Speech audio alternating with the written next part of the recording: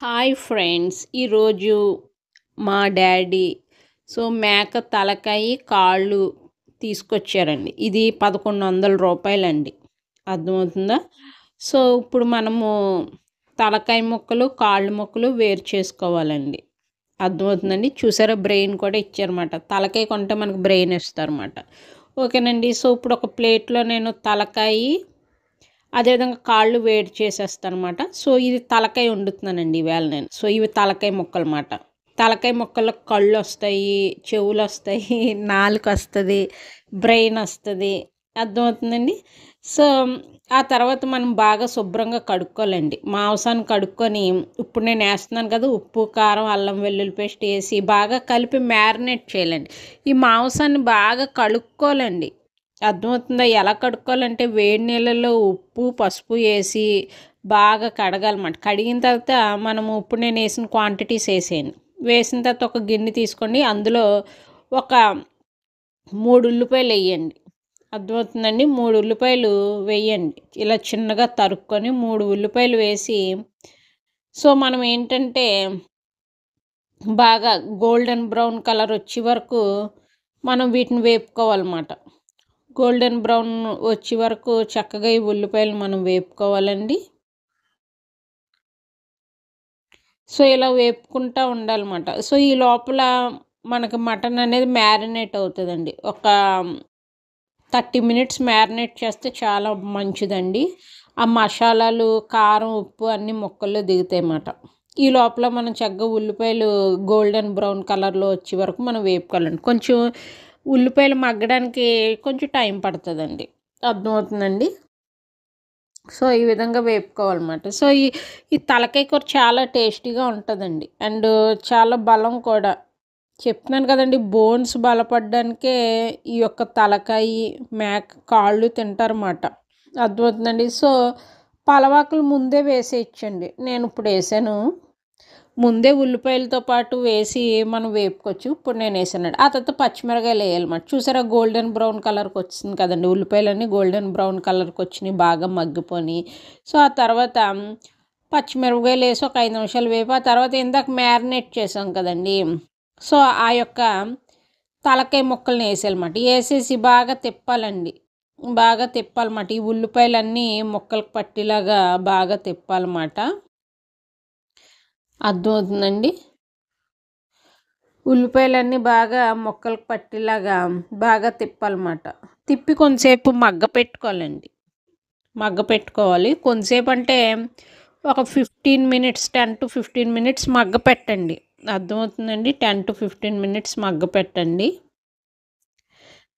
అప్పుడప్పుడు తీస్తే చూడండి, ఏమన్నా అడుగు అంటుకుపోతుందో లేదో అప్పుడప్పుడు చూస్తా మనం కలపాలన్నమాట. చూసారా, కొంచెం నీళ్ళు అనేవి ఊరుతున్నాయి. అలా వస్తాయండి. మాంసంలోంచే మనకి కొంచెమే వస్తుందండి. మరి మటన్ మగ్గపెట్టినప్పుడు వచ్చే అంత వాటర్ రాదు.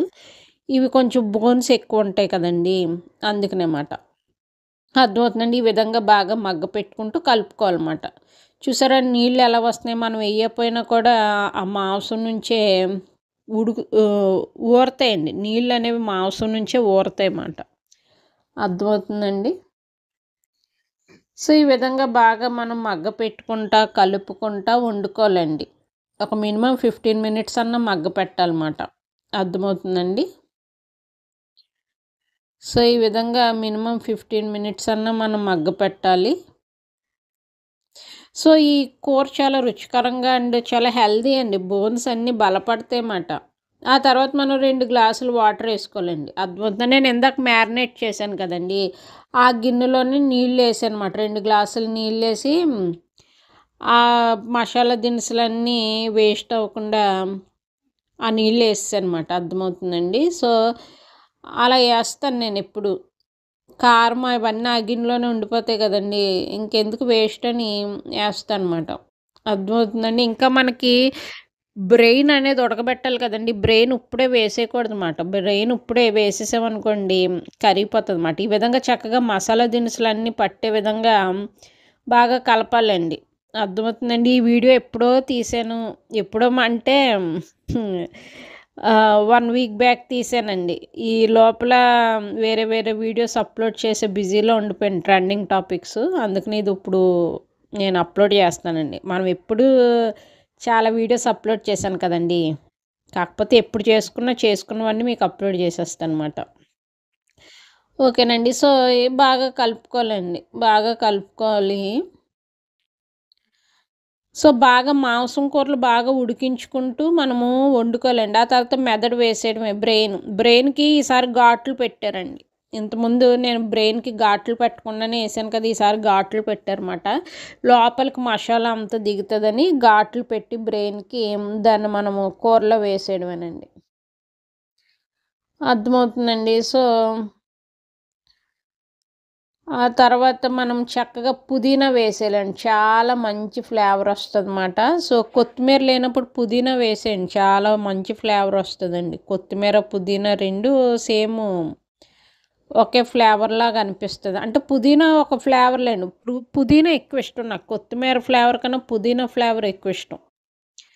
సో, పుదీనా మంచిది కూడానండి. వెయిట్ లాస్‌కి అది సహాయపడతది. సో, మనం ఈ విధంగా ఒక 15 నిమిషాలు బాగా ఉడకబెట్టాలండి. కూర అయిపోయిందండి. సో, ఇంక వడ్డించేసుకుంటున్నాం కూడా. సో, బ్రెయిన్ ముక్కలు అన్నీ వడ్డించేసుకుంటున్నాం. రుచికరమైన మేక తలకాయ కూరండి ఇది. పాయ కాదు. తలకాయ అంటే బ్రెయిన్ వస్తదన్నమాట. అర్థమవుతుందండి? సో, తలకాయ కూరలో బ్రెయిన్ వస్తది. కళ్ళొస్తాయి.